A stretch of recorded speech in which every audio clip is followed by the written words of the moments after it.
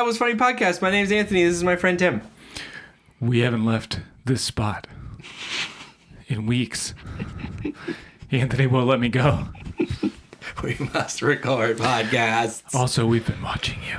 We must record podcasts.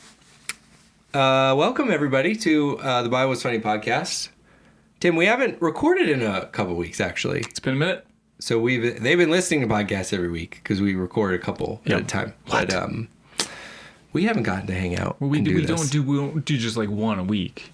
We have schedules. We got stuff going on. That's stuff to do. It's and summertime. then sometimes this is going to be a kind of a look behind the curtain how the sausage is made. Don't do it.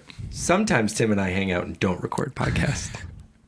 Very occasionally. Yeah. We actually got to do like an adult hangout with our wives. That's right. No kids at all. No kids. At a house. We didn't have to, we shipped off all the kids. That's right. That was we were great. just chilling. It's really fun It to was a hang out great with you. night. That was nice. It was a fun time.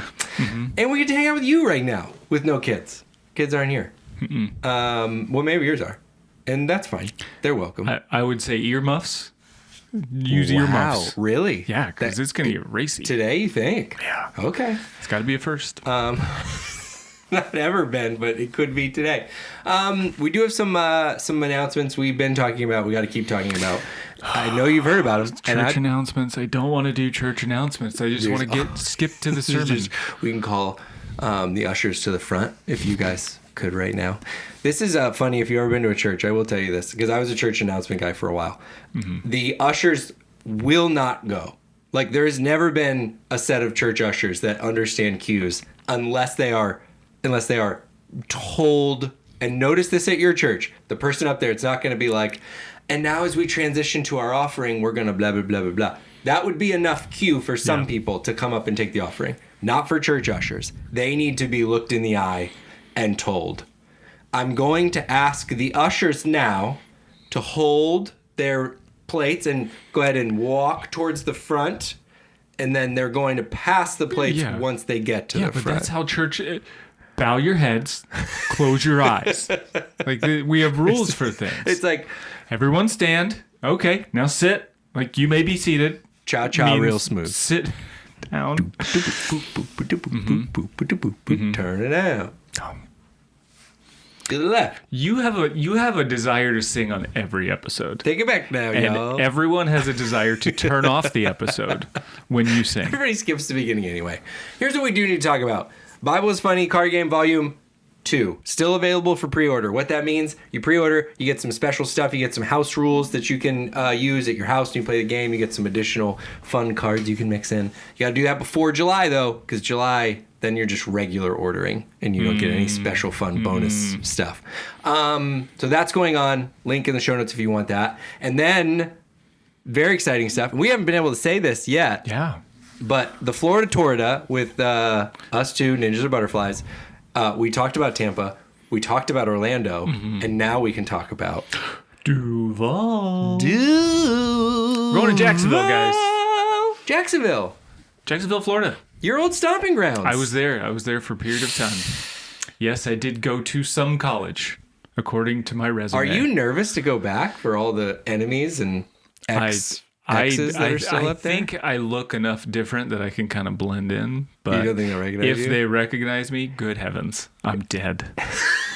The Jacksonville mob has been after me for 20 years. Wow. No. Tim might die on this trip, or we might all just have a great time at a live show. You're not going to know unless you're there. So floridatorrida.com. It's in the show notes because it's a made-up word that you're not going to probably know how to spell.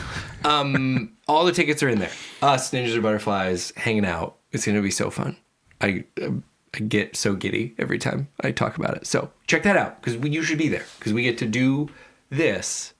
But instead of being on the other side of this camera I keep pointing to, you would be physically present. Instead of us being able to cut bits that aren't funny, right? You're going to be stuck watching them live in person with no ability to mute, This is actually a 5-hour show. Slow down. Like you can't get up and go to the bathroom and go, I'm going to skip the next 30 seconds. That's true. What if somebody comes to the show and they listen to us at 1.5 speed all the time? And they're like, what is wrong with them today? I think these guys are they slow? They sound so slow in real life. But come hang out. It's going to be so cool. Florida Torrida, Bible's Funny Card Game Volume 2. Now we're back to business, which is the business of Christian movies. And business is booming. In a lucrative business it is. Business is booming. I have like a itch in my nose. I can't seem to get under control. Get it out. Excuse me. Sorry for everybody watching on video on YouTube. How about and for Spotify. people who have to watch it in real life? Yeah, you're stuck with it. Gross. Buddy. Today, we have consumed and we gather here today to discuss a little trip on the car, taking the highway to the daylight zone. Gonna take it running. I was wondering where you were going. The daylight zone. Yeah. The daylight zone. This was sent in by multiple viewers, listeners, fans of the podcast, as the worst movie they've ever seen in their whole life. Which is funny. The worst movie they'd ever seen. I would call it maybe the worst TV show episode you've ever seen. I will say it was a short. We'll talk about it. We'll talk about it. But Tim, let's talk about Deets. What do we need to know about the Daylight Zone before we start chatting? Yeah. The Daylight Zone is a take on the Twilight Zone from 1986, written and directed by Dave Cristiano. You may remember. So Dave Cristiano and Rich Cristiano, the Cristiano brothers, they have done a lot of these Christian movies that we have consumed and discussed, as it turns out. It turns out, I guess, there's not a whole lot of directors in the genre that are really making multiple films. There's a subcategory called Cristiano movies are funny. And we've done them all, almost. Yeah. No, they have a few more, and I think we'll explore them. They're not nearly as cringy as some of the other directors we've been connected with. Thank you. Not to name any names. But they also did the Secrets of Jonathan Sperry, the thriller. Unidentified, there was that alien movie, and then Second Glance, that one with like David A.R. White as the kid who wished he could go back and not be saved by Jesus anymore. So that's directed and written by the Cristianos. This was like early in the career. It looks like it was the first one for Dave Cristiano. Kind of hard to tell as they like produce and they direct. And I could probably do some better research, but I think you did the right amount. Thank you. Yeah. This film stars Keith Salter as Carl. Yeah. Beyond that, I'm going to name some people who had a couple of lines. Oh, nothing? Well, no, they're there. It's just like Brad Rents as Bobby, the kid that was in it for one line. Helge Landgrebe as the flagman, who was also in it for like a line. Construction guy, Yeah. Mike Guerrero as the thief. I really liked him. Don Strackbean as Mac. Jim Stone as Shepherd. Several people as Christian. Several people as woman. This is right. I'm just not going to go through all their names. I thought the goat farmer looked familiar to me. Okay. But nothing came up? Nothing that I recognized. Yeah. No. No, you always find it if it did. I was curious coming into this conversation. I was like, man, goat farmer looks and sounds like someone I've seen and heard before. God, if I had a nickel for every time I heard that. Well, goat farmers? Yeah. All right. Any sort of synopsis that we get from? Yeah. So IMDb synopsis is it's kind of funny on this. It's pretty meta because anyway. IMDb synopsis says this is a Christian version of the old TV series The Twilight Zone. Yeah. And then they get into the actual synopsis. An atheistic man claims that Jesus Christ never existed and bases that claim on never having met Jesus in person.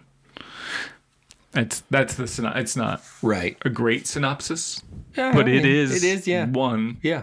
But this is my rhythm. This is what I go by. I go by IMDb. Right. It's our gold standard. Fair. It's it definitely, that synopsis I would say definitely sets the table and does no more than that. Right. Doesn't whet the appetite at all. But the tablecloth is down. Some basic cutlery has been set. Maybe I would say the tablecloth is down. That's good. It's only about a 26 minutes. It really is like I wondered, and I didn't get anything from anything you shared. I don't know if you saw anything else in your research. It felt like maybe there was we're going to make a couple of these. Right. And then I only saw one. but it's just a bite off of the Twilight Zone series, and they made the Daylight Zone. I'm going to give a little bit more thorough synopsis about the film. Again, 26. This podcast is going to be longer than right. The it's going to take longer to talk about the movie than it is to watch the movie. So it's sort of legitimate at this point when we give you a moment to excuse yourself if you want to watch it. You definitely could. It's very brief. Before we get into that, I always like to say I want to say, even if I may speak on a sort of a personal note here, I have a lot of respect for Dave and Rich.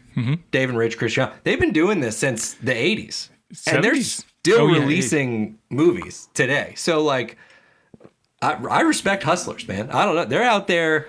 This stuff is not easy, especially in the 80s. My goodness, they're using actual reels of film to record this stuff. So we like to review these movies. It's fun. It's fun for me. Tim hates it. But we just come together. This is not a reflection on the Cristiano brothers. We don't know them. Like they're hey, like let's just be easy. Everybody be cool. We're talking about the movie. We're not talking about the people that did it. They worked hard and they're doing their thing, and they're still doing their thing today. They're still releasing movies, and I love that. So I'd like to say that before we dive in.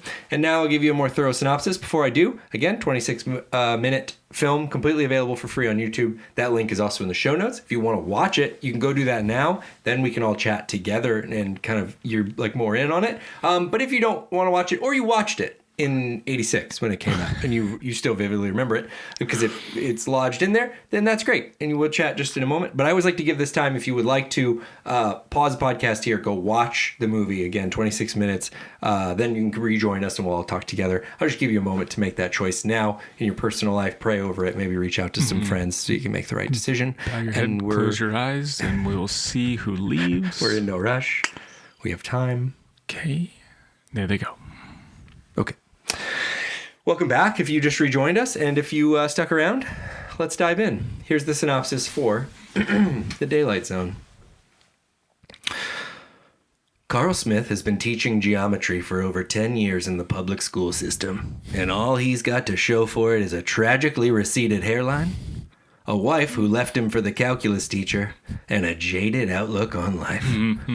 As is his custom, Carl heads out to drown his sorrows in a truck bed fish sandwich and a Baja Blast, when, much to his dismay, he sees that his sacred space has been invaded by a trio of traveling Christians. The Christians try to evangelize Carl, but thanks to his mathematical background, he sees their angle coming a mile away. Carl's life takes a 180-degree turn, however, when some construction alters his route home to Johnson City, and it sets him on a mysterious country road. While on this country road, Carl enters a time warp that puts him on the road to Jerusalem the day of Jesus' crucifixion, interacting with characters that have both seen Jesus in person and are completely unfazed by the modern marvel that is the Ford F-150. Non-plus about it. Carl finds a fellow fish sandwich enthusiast and a goat farmer, gets into trouble with the Romans, and nearly ends up crucified himself before realizing Jesus is as real as the chest hair visible in the 1980s standard issue Tennessee police officer's uniform. Before this trip, Carl was obtuse, but thanks to a trip to the Daylight Zone, God made him right. Well done. Angles. Well done. I got it. Oh, I got it. Angles. I had to read a little. I would say it's a cute movie. No. Come on. Pew, pew, pew. I know my angles. That was great. Not explicitly said that Carl was a geometry teacher, but that was the vibe I got. And this is a little bit of an insight into me. I always thought geometry was sort of the like not as cool math. Oh, really? To me personally, I just felt like the others were kind of like led more into each other. And like calculus, trig were like the kings of the math department, and then geometry was always a little bit of this. Yeah, I thought I saw geometry as like the creative department, like because you get pictures, you get like a picture of a triangle. And I think it's great, and it's actually very useful. But I was wondered among math departments if they were like, oh, look at old triangle over here. I don't know. We're solving complex equations over here and stuff. I think we leave it up to our listeners. I would love to hear if that's real, but that's always been my perceived is that geometry teachers are like guys, I'm math too. I'm like, whatever, parallelogram. I feel like that's got to be like algebra's like obviously the basic. That's the base. Rudimentary. So that's kind of the cool. Like everybody's interacting with algebra. Yeah, but is algebra like the youth pastor of the group? Yes, 100%. Like, yeah, you can graduate someday to a real job. Right. But there's also, and I do mean offense to that. There's also like a coolness to it because it's where the young people are. There's energy to algebra. Like everybody's doing everybody needs a little algebra in their life. But then it's like it's the ladder to get to calculus and trig, and then geometry is a 90-degree angle that way. I think we need to make a 180-degree turn back to the podcast. Talk about this movie. I would go a step further and say a 360-degree turn. I know you would. Let's talk about this Daylight Zone, Tim. What was something that was shocking to you? Like he enters the Twilight Zone, Daylight Zone. But all the people in this Jerusalem that he's going to, they speak English, of course. Yeah. And a very country version of English as well. And as you mentioned in the opener, they're not fazed at all, surprised by a truck driving through their goat herds. But at one point, one guy like looks at the money, and he's like, the centurion soldier was like, "What kind of money is this?" So he's like, "This paper. What is this paper? Money." Never mind the four-wheeled horse you're riding in on. Yeah. So that kind of that was a little bit shocking, but mostly shocking that people at one point in the history of our humanity in our country, that people were willing to buy fish sandwiches on the side of the road out of a cooler in the back of a pickup truck in the middle of Texas. We're in the middle of a desert, and people are buying fish sandwiches out of a cooler in the back of a pickup truck, and we thought that was going to be fine. We thought nobody was going to get sick. Well, for the price, $1.79. Oh, that's a lot of money back then, though. You had him in Texas. I had him in Tennessee. Oh, it's Texas. Oh, I messed up on my synopsis. Then I was thinking of the song "Wagon Wheel." How he says Johnson City, Tennessee. Oh yeah. Well, I think there's a couple of Johnson cities out there. I reckoned. Stop. Kind of similar along the same lines. I think we were both struck by this just first interaction. Something that was shocking to me is that Carl is 35 years old and still drinking Mountain Dew. Okay, this is somebody who it is a Christian movie. I consider a peer. We're close in age, me and Carl. And Mountain Dew, like I'm gonna drink Mountain Dew. I'm not gonna sleep. My heart is gonna I'm concerned about my heart at this point.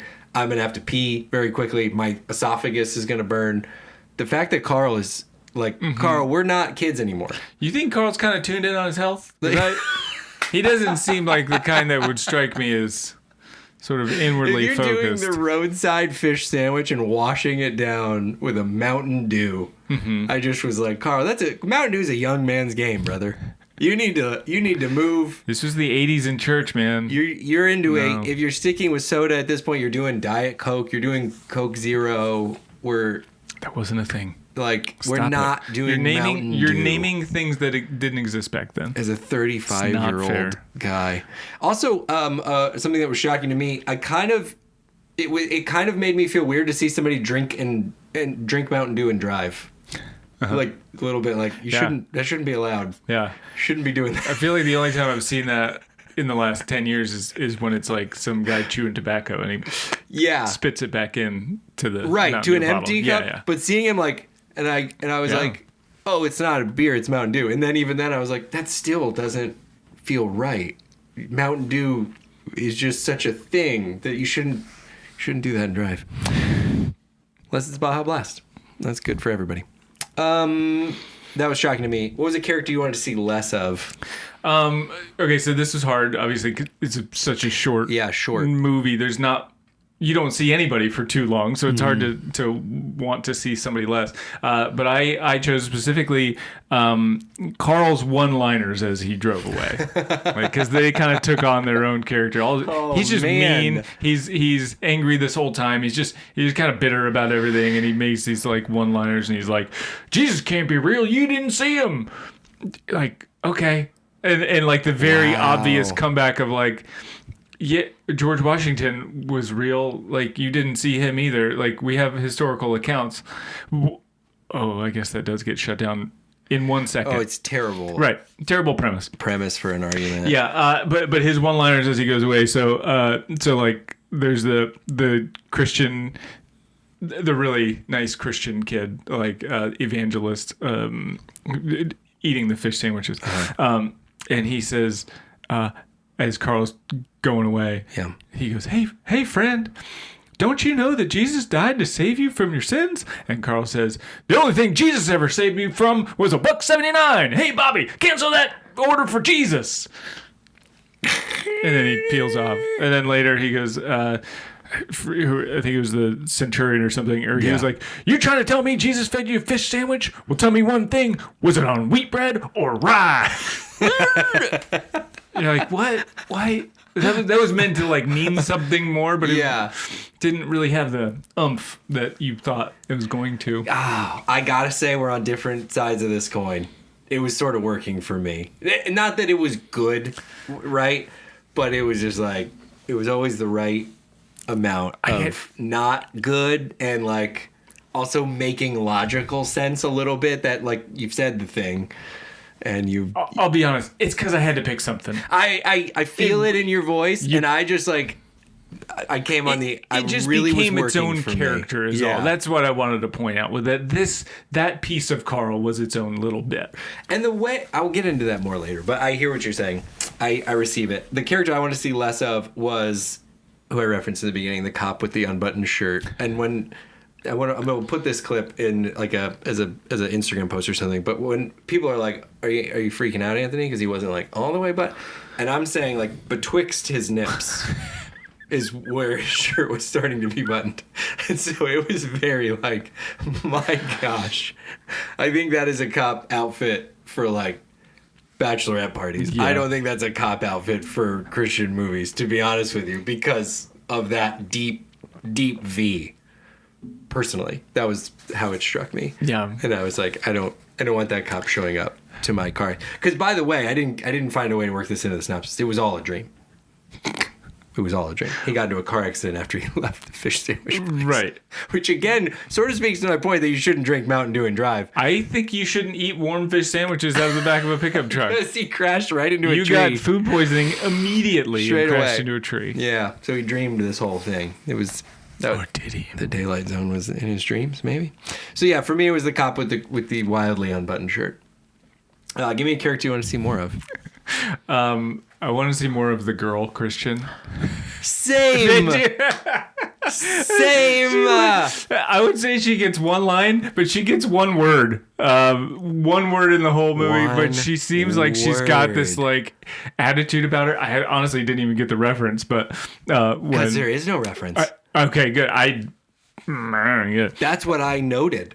Carl says in his argument that Jesus didn't exist, that like, you know, the other Christians are saying, but it's in the Bible, sir, you should believe that. And he's like, well, anybody can write a book and claim they're God. Who knows? I might write one next week. And the girl Christian just kind of shakes her head and turns away and goes, sparrows. What? It was like, that's it. It was like Napoleon Dynamite showed up and just gave a word. Like, what does that have to do? Is that like a Bible reference? I was like, I mean, it is. Well, right, but it doesn't seem like it's related to what he's saying. Like, no. Donkeys. Well, like, it was a perfectly unconnectable word. Donkeys would have, maybe she's talking about the guys and them kind of acting like that. Sparrows. What? Go on. His eye is on the sparrow. Right. That's kind of what that's the only sparrow reference. And maybe I'm, Jack from Pirates? Captain. What are you talking about, Becky? Becky, come back. Where did you go? Becky went to the Daylight Zone. Within the inside This was Inception of Daylight Zone. That's the next episode needs to be what happened to Becky at 3 minutes and 10 seconds into this film. Because something happened to her. that we're not talking about. Sparrows happen. That's so funny. Yeah. I thought maybe is she like hearing that was, I don't know. It was like there needed to be another movie maybe. Like that was going to be a launching off point. I'm not even joking about that because it's the only thing that makes sense. Yeah. I want to maybe like, how did she get that? That's it. It's how did she get to this point in her life? What led her? Maybe we need to write this film. With the Cristiano brothers. I'm not cutting them out. No, they're in. Yeah. How could we do it without them? We've got it. Well, it'd be tough.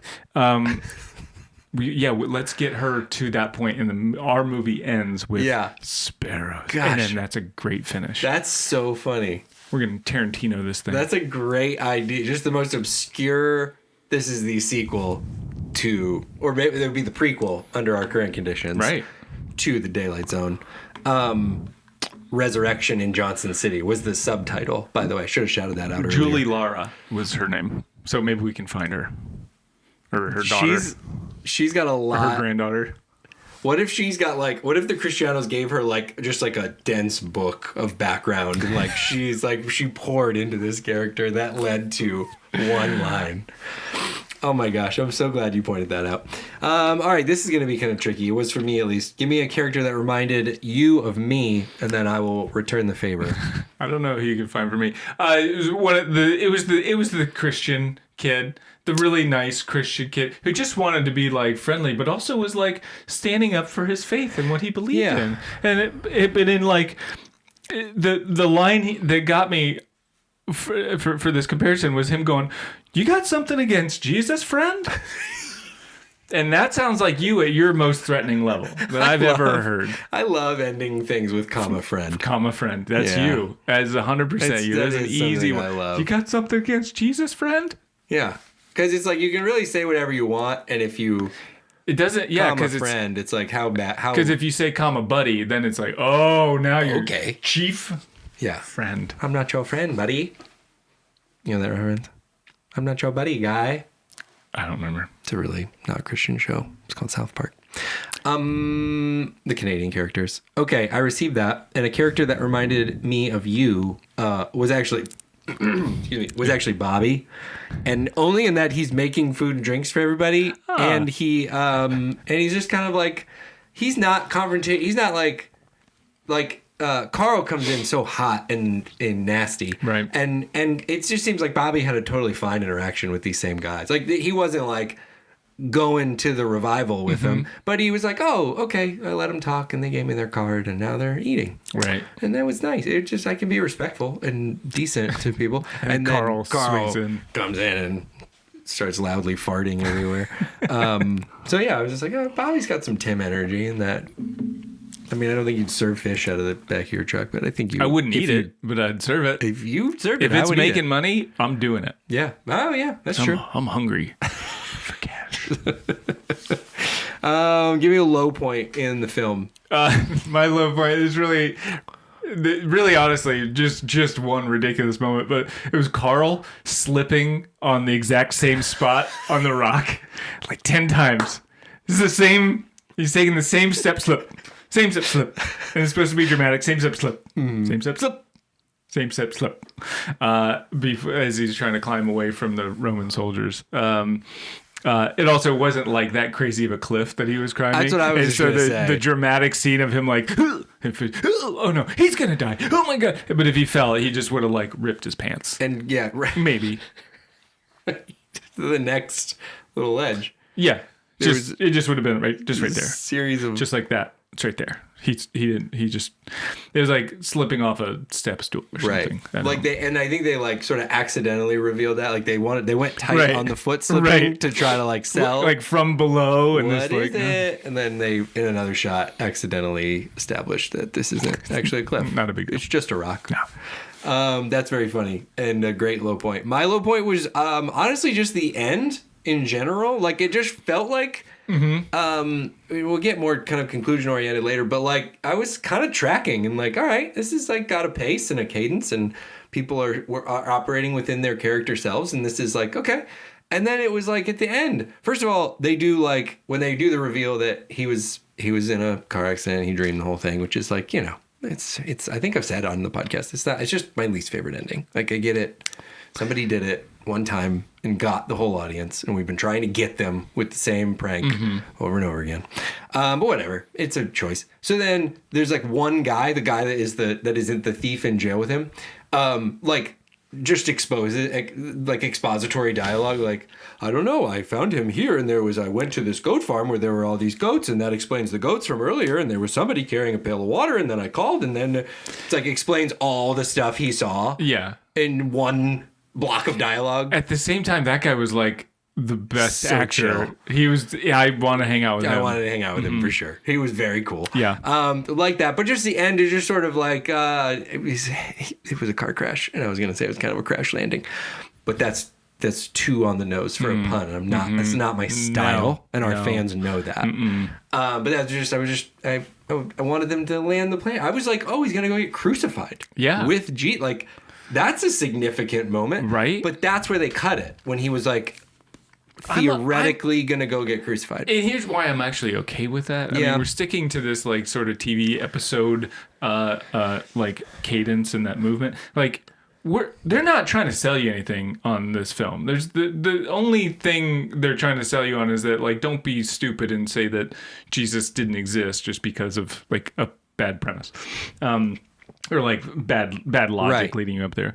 And so if they were trying to sell something bigger about Jesus and who Jesus was, and like about how to live your life or something, then like I think they probably would have gone there, said something more about, like, shown Jesus on the cross, or like about forgiveness, but they weren't trying to do that. So I didn't hate that they didn't get to that level. It was a good point to, like, that's when you wake up from a dream and something scary happens, and you know, the filmmakers here either decide to show them being crucified or about to be crucified, right, or they don't, and I think they made the right choice. Yeah, I didn't hate that, but I will agree that the ending wasn't like, there wasn't like a lesson to learn. It was just and then he's gonna be fine. He hit his head pretty hard, but he'll be okay. Well, and when you set this premise of Jesus can't be real because I haven't met him, and then you start by talking to these like modern people, modern to 1986, and then you're meeting other people who met Jesus. So these original people say they met Jesus. Then the ancient Jerusalem people, they all say they met Jesus. And just, to me, it was like, so then he's gonna meet Jesus at the end of this thing. And again, I co-sign hardcore on, like, you got a low budget, you're not trying to shoot a crucifixion scene and do a Jesus character and all this stuff. I get all that, but I just was kind of bummed at the end because I honestly thought the story was moving nicely. So that was my low point, was the end. Maybe that's episode 2. Sparrows.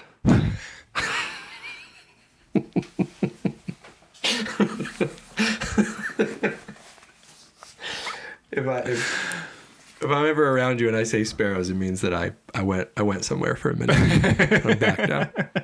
I'm back now. I was wondering what that indicator was gonna be about. It means I went away, but I'm back now.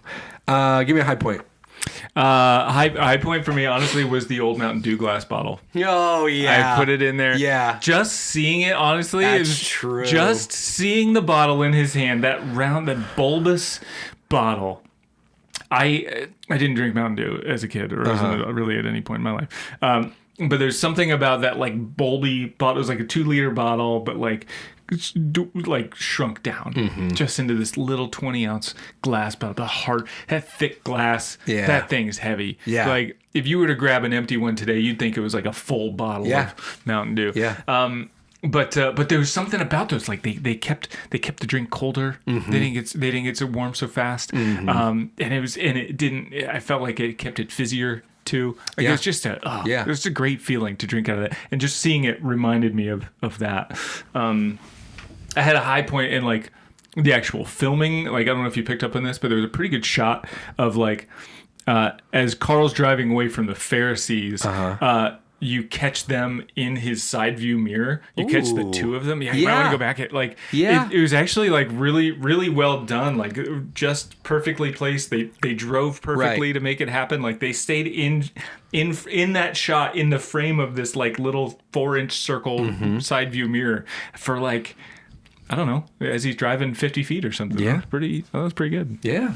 Shouts out, Cristiano Brothers. It was a technical high point. Yeah, I love that. I do think I'm so on board with you with the glass bottles. Like, there's just, and it brings me on just a quick tangent, which I'll allow just for a moment. Have you tried the liquid? Tangent. I see what you're doing. You're back to your stupid geometry joke. Have you done Liquid Death, the water in the can? No. I'm not buying into this marketing scheme. I'm just like, it's water, man. Well, and it's also like, so now some venues, like, that's all they have. And I do think there's some, like, environmental stuff with that, which is great. Yeah. But it's gross. It's metal. Like, I just don't think we're supposed to... Water going through metal, all I taste is metal. I don't like that. And I do think there was a time you were, like, developing the drink, and you were like, the container, it was all supposed to kind of go together. And this was like... Well, you've just gotten used to it tasting like plastic. Put it back in the glass bottle. I don't try to drink water out of plastic bottles because I care. What I'm saying is, you drinking something else now that's not out of a glass bottle or something, or out of the tap. It's gonna taste funky. I see what you're saying. But you're used to plastic, and so you're like, well, it doesn't taste good. I kind of think though that the glass bottles are the way that I think objectively. Like, people are into the Coca-Cola that you get, like I think it's from Mexico. I think you have to get it from Mexico at this point. I believe so. Correct me if I'm wrong in the comments. I think you can get I think you can get it here, but I think it's like they don't make these glass bottle ones. I think they do for like retro stuff. Oh, okay. Yeah, it's special edition. But people get them by like the case. Yeah. And I think that's, anyway. I think it's objectively soda from a glass bottle is the best way to drink soda. Yeah. And then we went to cans because I'm sure it's cheaper for Coke to make the cans at the end of the day. And like, it just saved them money. And then we went to plastic because of big petroleum. That's right. That's right. Don't get me started. Sparrows. High point for me was just Carl Smith. Just Carl. I liked Carl. I think it was a... Like, sometimes they make these characters, Christian filmmakers, I'm speaking of, it's like an atheist character is just like I don't know. I mean, just unlikable, no charm whatsoever. Just like a flat one-note character. And the one note is meh, the whole movie. And Carl was full of life. And he was little cheesy one-liners all the time. Like, he drives away. Tim mentioned several of them, but one of my favorites was when he drives away from the Pharisees and he says, "Lay off the sauce, boys. Stick to soda." And he gives them the bottle and drives away. It just is like, this guy was he was. I'll say this, like, making the atheist character the main character. Yeah. And then you made him likable, and it was like, oh, he's on a little bit of a journey, and that's more fun than the atheist being this like villain character that only walks in to fart loudly and say nasty things. And also, there wasn't a push to, and this will be in the overall rating, I think, but like there wasn't a push to like have the atheist really change. Like, Carl doesn't change. He didn't have like a moment. That's right. You don't recognize it. He wakes up from this dream, or he doesn't really even wake up from the dream. He comes out of the dream, but he's still unconscious. So you don't have to deal with him like reconciling his whole past life and all of his mistakes or anything. Like, he has an experience. Carl was Carl the whole time. And Carl was Carl the whole time. And I thought he was entertaining. I was if that guy was in another movie, I would watch it. He reminded me of, there's this is going to be silly, but there's like the Gilmore Girls. I don't know the character's name, but there's like kind of the town. Taylor. Taylor. Mm-hmm. There he is. You're exactly right. There he is. He has that same energy. Yeah. And he's like a villain, but not really. Yeah. Not a dangerous villain. That is exactly correct. Like, if you're familiar with Gilmore Girls, all the like, you're not supposed to like Taylor, but doggone it, how do you not like Taylor? You don't hate him. No. He just is like, and when he's Taylor. and when he's like pissy about stuff, like, I'd be pissy about that too. That makes sense. He gets kind of relatable. He's one of those characters that like you see more of. Just like Luke, as far as I'm concerned. You like Luke more the older you get, you're saying? Oh, I mean, you always like Luke. Obviously, I didn't like Luke. I am Luke. I would honestly, the hard thing is sometimes it's tracking with Lorelai as you get older. You're like, you're kind of a psychopath lady. I think this was cool at the time, but you sorry, everybody. Something to say about everyone all the time. Like, maybe just take a breather. Just one breath. Sorry, guys. That was our review of Gilmore Girls. season 3. Which logically brings us to our conclusion. How many raise hand emojis out of 5 do you give this film? Man, this was an easy 4. Easy 4, mostly given the length of the movie. Also, no cringy stuff. It took 25 minutes. 25 minutes, yeah. Just go watch it. It was a pretty good gem at that time investment. Yeah. Like, very, very watchable. Nothing that you'd be, that you couldn't watch like with your friends, even with your kids around. Like, it's goofy. It's goofy. Go watch it. Yeah. Yeah. I mean, I'm not going to say it's good and give it like a 5 or say it was like hilarious or something, but 4, go. It's worth, this is a low barrier of entry to get into this thing, into this genre. Like, just go do it. If you've never done it, this is a great first one to just appreciate watching bad stuff. Yeah. Because it's fun. Again, you're not, when I say bad, I mean, I don't mean it in that term. It's so much as like, there's stuff that sets out to be Oscar worthy. Right. And then there's stuff like this. Right. This can also be fun. Right. You have a bunch of white people pretending to be from Jerusalem with country accents. Like, it's not going to be good. Costumes they bought from Party City an hour before. Right. They're just bright pink. Yeah. Honestly, I don't know if this has ever happened. I gave it a 3. I don't know that you've ever ranked one higher than me. And I'm very fine with 4. For me, it was the ending. I just wanted it to arrive at a more, because I also, a little context to this, I also liked the Twilight Zone. I liked that. And I thought this was a pretty good, like, you did follow the meter of Twilight Zone, which is you set this sort of premise, you're on a road. Again, like I reference a time, like usually there's like something shifts, and then every time you say Johnson City, everybody hears Jerusalem. Like, you were like, you did good. You followed the rules. Right. You did the character. You did the thing. But then I just was like, God, I wish there was. That's the Twilight Zone episodes that are great and are like timeless. It's the ending that's like, ooh, that was good. They like got it at the end. It's not that you set a fun game during the episode. And this one, I was like, go. I wish there was. I hear you. I wish there was a punch there. So I did a 3, but I'm okay with 4. Like, it was I love. No, you stick to your 3. I know, but I don't like being a lower rating than you. It makes me uncomfortable. It's a 5.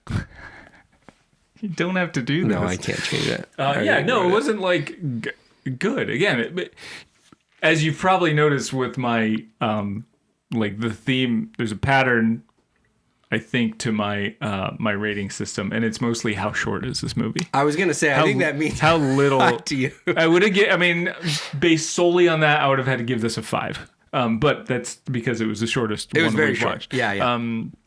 It wasn't like good. I didn't laugh a lot at this thing, but.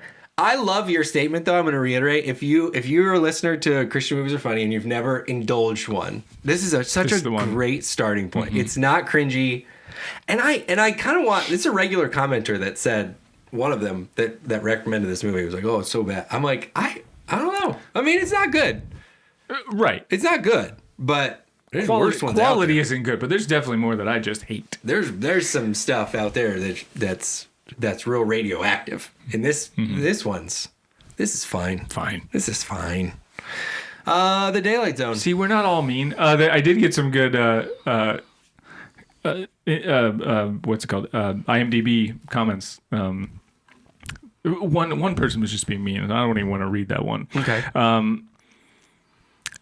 But this one said, and I read these before I even saw the movie, and okay. They're just kind of drastically different. But one said, there are so many movies out there, it's hard to find a movie worth watching. So many movies are rated G, and it is not too nice what we hear on what is insinuated or slyly suggested, which definitely ends the movie.